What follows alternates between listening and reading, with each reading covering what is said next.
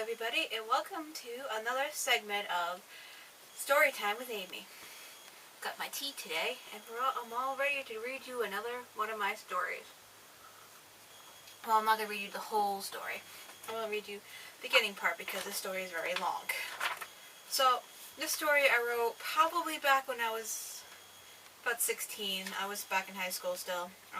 This was just a story I wrote for the fun of it. There was no class requirement for this one. I wrote it over the summer of 2006 about my boyfriend at the time and how I felt about him. So, I hope you enjoyed the first part of my story called Moonshine and Firerun. She was the outcast of the world, the one no one seemed to want to get to know. Her name was Moonshine. It represented all the darkness that was locked up inside her. Her real name, though, was Tara. She was a 16-year-old girl that felt like no one would ever understand her. She had no friends. Every time she tried to make a new friend, she became the person that she really wasn't. This either agitated them or scared them away. Everyone called her a monster.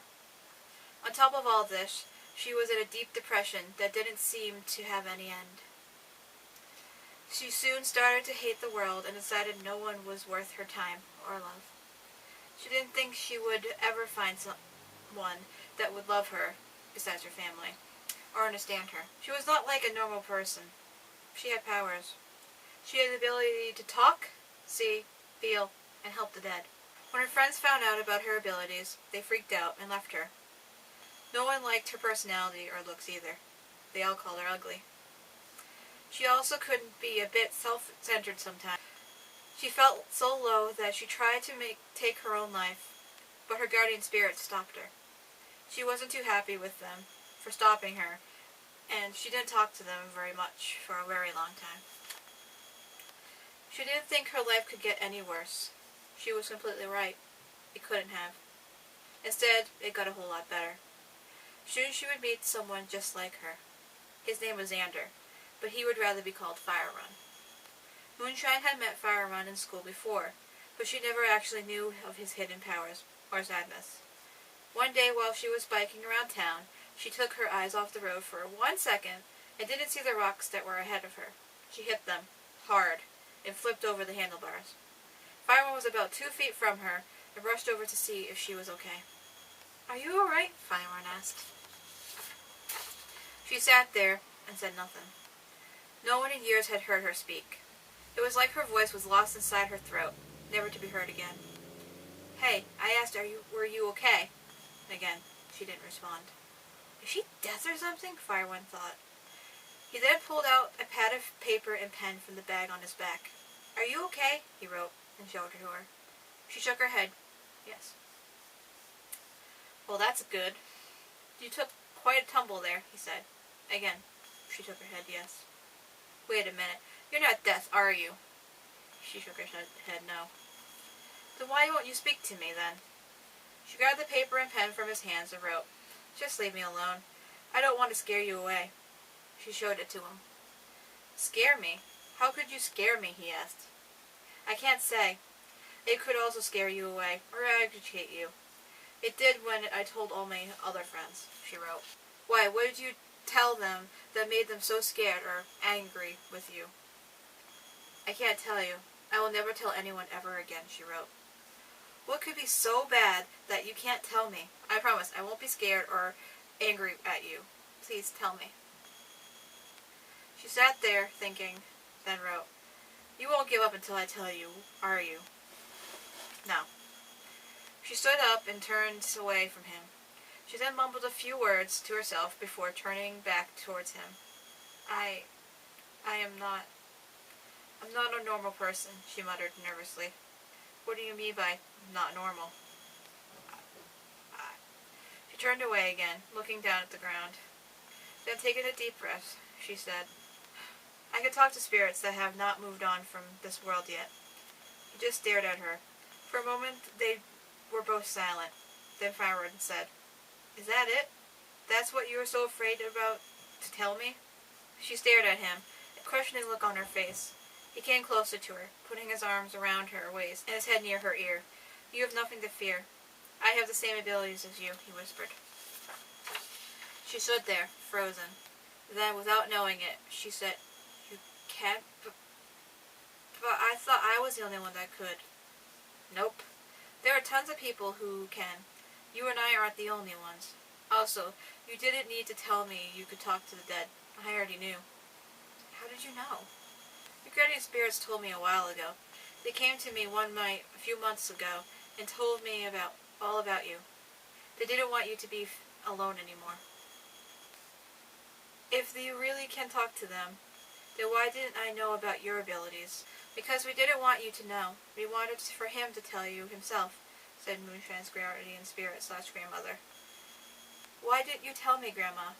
Because we didn't think you were ready yet to know the truth. You can't be serious. This is all a dream. A really weird dream. Firerun doesn't have the same abilities I do. But I do, Moonshine. I can prove it. Grandma! Firerun yelled into the air. Yes, dear? Said Firerun's grandmother, appearing next to him. Oh my. She doesn't get a chance to say anything else. She faints and almost smashes her skull open, falling to the ground. Firerun caught her before she hit the ground.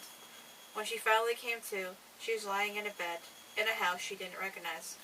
She looked around the room. After a few seconds, she heard footsteps on the stairs outside the room. She closed her eyes again and pretended that she was still asleep.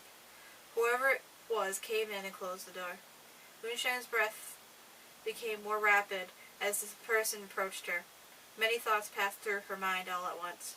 The person came close to her ear and whispered, I know you're not sleeping, so you don't have to pretend anymore. It was only Firerun. She opened her eyes and asked him, How do you know I was faking?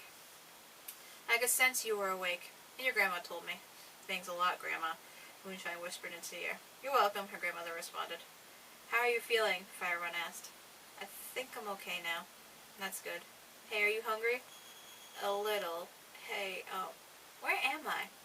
She said, suddenly remembering she didn't know where she was. You're in my house. After you fainted, I carried you here and placed you in my bed. Now, let's go downstairs and see what we got for snacks. Okay. But wait, what'd you do with my bike? Before I brought you back, I hid it, so that way I could come back and get it after I brought you here. It's down in the basement. Okay. They both proceeded downstairs and into the kitchen. He didn't have a lot of snacks, but they grabbed whatever they could find and headed back upstairs. Wow, you have an interesting house here. Thanks, it's about 200 years old.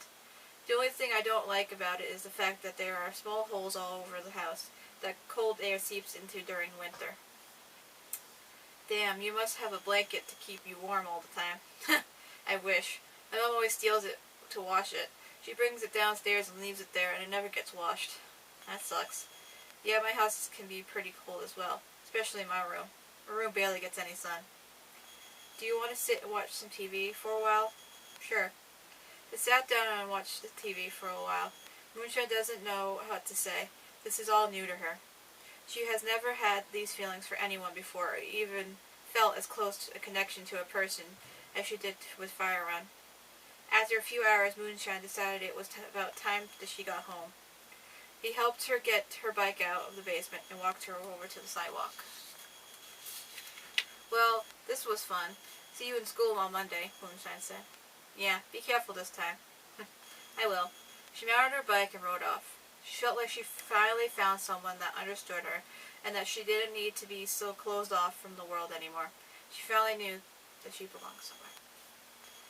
So I hope you enjoyed that first part. I might read some more as the time goes on because this is a long story. But if you like it, let me know in the comments below, and I would definitely read more of the story because, like I said, it's a little bit long. And I will see you all next week with another video. Probably a cooking video because I am planning on making a pie this week. My first pie ever. So check back. Peace. Bye.